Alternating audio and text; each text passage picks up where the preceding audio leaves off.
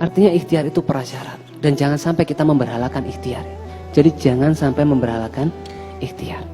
Tapi ikhtiar itu adalah bagian dari upaya kita untuk memastikan bagaimana usaha-usaha dan cita-cita kita bisa tercapai. Oleh karena itu jangan kikir bekerja keras. Nikmatilah tantangan. Karena di sanalah orang hebat, orang kuat, orang tangguh dibesarkan. Kapal yang berlabuh di pelabuhan itu aman. Tapi bukan itulah tujuannya dibuatnya kapal. Lalu yang kedua, saya ingin berbagi cerita tentang seorang ibu. Ibu ini usianya 46 tahun. Beliau mohon izin sama suami sama anaknya mau kuliah lagi. Di usia 46 tahun, bukan mau mengambil S2, S3. Tidak, ibu ini mau ambil D1 ilmu tafsir. Ditanya sama anaknya, sama suaminya, "Ini mami ini sudah tua mau apa kuliah lagi?" Apa jawaban ibu ini? Beliau mengatakan, "Mami mau mengerti arti bacaan sholat dan mau menyelamatkan anak-anaknya dari api neraka." Setiap anaknya ini berangkat ujian, ibu ini tanya, "Nak, nanti kau ujian jam berapa? Waktu kau ujian, mami di atas sajadah." Waktu anaknya presentasi, ibu ini tanya, "Nak, nanti kau presentasi jam berapa? Waktu kau presentasi, mami di atas sajadah." Berjalan terus berbulan-bulan, bertahun-tahun. Sampai 2 bulan lalu ada global listing dari ACC di Amerika ya, American Conservation Coalition, masukkan anaknya 1 dalam 30 pemuda di bawah 30 tahun. The Green Generation. Bahkan World GSRD di India masukkan anaknya 1 di antara 50 inovator. Siapakah ibu itu ya? Ibu yang membesarkan saya, Bapak Ibu semua. Saya ingin ceritakan bagaimana pengorbanan kedua orang tua saya dulu. Dan saya yakin di ruangan ini kita menyaksikan orang tua kita melakukan pengorbanan yang sama. Saya kelas 3 SD, saya ingat ada tugas ngetik naskah drama. Di rumah itu tidak ada komputer, tidak ada laptop. Bapak saya itu bawa mesin ketik dari kantor keluarga kami ke rumah. Ibu saya ngetik mulai malam sampai pagi. Saya diterima di SMP 3 Malang, itu nomor 7 dari bawah. SMP favorit di sana. Itu ayah ibu saya senang sampai syukuran nasi kuning waktu itu buat 1 RT. Bahkan satu momen yang banyak orang yang tahu. Bapak saya itu jual tanahnya supaya saya, anaknya yang namanya Gamal ini bisa kuliah di kedokteran. Bahkan satu momen yang mahal dalam kehidupan saya, yang saya berdoa semoga Allah berikan saya kesempatan mengulangi momen-momen itu. Saya jam 4 pagi terima email dari Cambridge University. Saya masuk 1 dari 7 finalis penerima penghargaan kehormatan dari kerajaan Inggris. Itu ayah saya menghampiri, ibu saya waktu itu bangun, itu saya saksikan wajah kebahagiaan penuh kebanggaan. Jadi I have something life for, someone I must not disappointed. Dan saya yakin di masjid ini bukan saya saja yang merasakan. Betapa banyak kita di masjid ini merasakan orang tua kita membatalkan mimpinya, melupakan mimpinya, membiarkan hidupnya itu berlalu tanpa kesenangan, supaya kita anak-anaknya ini bisa belajar lebih baik, bisa bekerja lebih baik, bisa bermanfaat untuk lebih banyak orang. Tapi berapa banyak di antara kita melupakan itu kan, dan membiarkan masa muda kita berlalu tanpa keinginan sedikit pun membahagiakan kedua orang tua kita.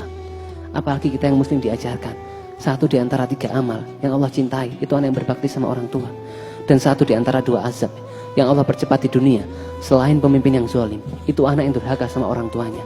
Maka terimalah dengan ikhlas bahwa cara kita memperlakukan kedua orang tua kita itu adalah pemberitahuan kepada Allah bagaimana Allah memperlakukan kita. Dan terakhir saya mau sedikit berbagi tentang sahabat saya, namanya Andrian Firdaus.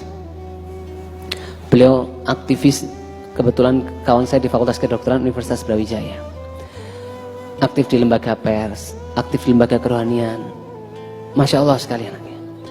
20 Januari ketika saya magang di rumah sakit, saya terima kabar bahwa sahabat saya ini meninggal karena kecelakaan dengan truk kontainer. Waktu malam hari saya kabarkan kepada teman-teman bahwa Andrian telah meninggal. Bapak Ibu tahu apa yang mereka tanyakan? "Gamal, ini Andrian yang sering azan di musola itu kah? Gamal, ini Andrian yang suara koriknya itu bagus kah? Gamal, ini Andrian yang suara tilawahnya itu bagus kah?" Jadi sahabat saya ini dikenal dengan kepandaiannya melantunkan ayat suci Al-Quran dan hobinya mengumandangkan azan. Kepintaran, kekayaan, jabatan, popularitas, keindahan paras, itu semuanya akan kita tinggalkan kan? Tapi betapa kita lalai mengingatnya, seolah-olah kita ini akan hidup selamanya, sehingga kita mengutamakan dunia yang fana ini.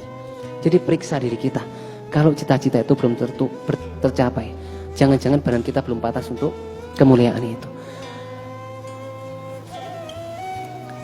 Kawan-kawan semua, Bapak Ibu semua, ketika kita semua berkumpul di sini, miliaran orang dikubur sekarang sedang berdoa kepada Allah. Ya Tuhan, ya Allah, kembalikan aku ke dunia supaya aku bisa menjalankan amal soleh yang aku tinggalkan.